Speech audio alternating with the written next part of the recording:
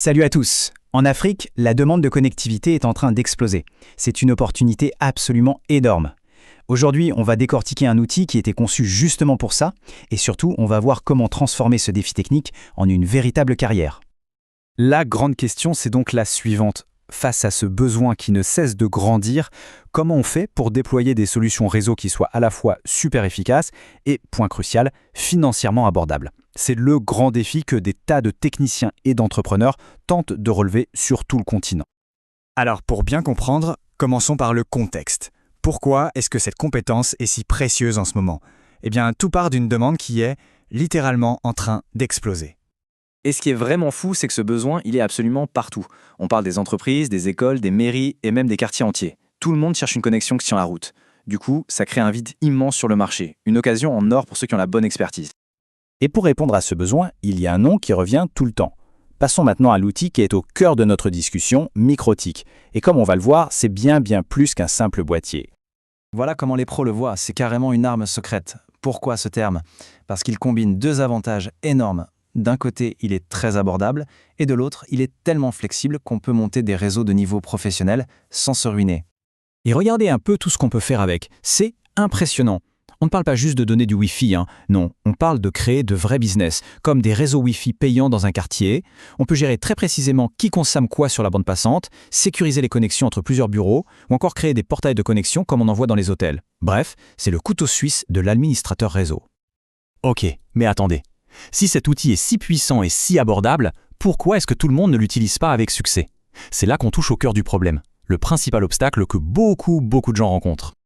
On a donc d'un côté un outil super puissant et accessible. Le potentiel est là, à portée de main.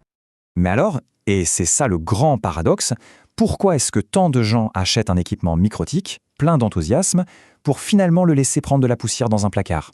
La réponse, en fait, elle est assez simple. Le logiciel à l'intérieur, RouterOS, est tellement complet que ça peut être super intimidant. Sans méthode claire, on est juste perdu. On ne sait absolument pas par où commencer.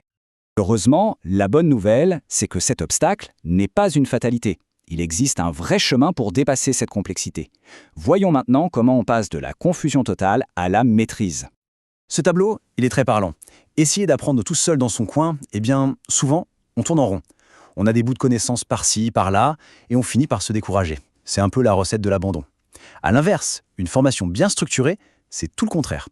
On a un chemin tout tracé, des exercices pratiques qui collent à la réalité du terrain, et surtout un accompagnement par des formateurs qui comprennent les vrais défis locaux. Et concrètement, ce chemin structuré, voilà à quoi il ressemble. On part vraiment des bases, la découverte de l'interface, comment ça marche, puis petit à petit, on ajoute les briques essentielles, comme la configuration de base pour que le réseau tourne. Ensuite, on passe au niveau supérieur. Comment créer des portails de connexion, comment gérer la bande passante pour que tout le monde ait une connexion juste, et bien sûr, comment sécuriser tout ça. Chaque étape s'appuie sur la précédente, c'est logique, jusqu'à être capable de gérer de vrais projets, comme le déploiement d'une zone Wi-Fi publique. Allez, on arrive à la partie la plus motivante. Une fois qu'on a acquis cette maîtrise, qu'est-ce qu'on en fait concrètement? Comment cette compétence technique se transforme en de vraies opportunités professionnelles et financières? Maîtriser MikroTik, ça ouvre la porte à des sources de revenus très concrètes. On peut devenir l'expert local qui installe des points d'accès Wi-Fi dans les lieux publics, un consultant qui aide les PME à sécuriser et optimiser leur réseau, ou même se lancer dans la revente de matériel avec une forte valeur ajoutée de service. Pour les plus ambitieux, ça peut même être le point de départ pour créer son propre fournisseur d'accès à Internet à l'échelle d'un quartier ou d'une petite ville. Cette citation, elle résume parfaitement la philosophie. L'équipement en soi n'est qu'un outil. La véritable puissance, elle ne se trouve pas dans le matériel, mais bien dans la connaissance et l'expertise qui permettent de l'exploiter à son plein potentiel. Et on va se quitter sur cette question qui fait réfléchir. À une époque où on est fasciné par les derniers gadgets, cette analyse nous rappelle que l'investissement le plus rentable, ce n'est peut-être pas dans le matériel, mais bien dans ses propres compétences. Parce qu'au final, c'est l'expertise qui transforme un simple objet en une solution capable de vraiment changer la donne.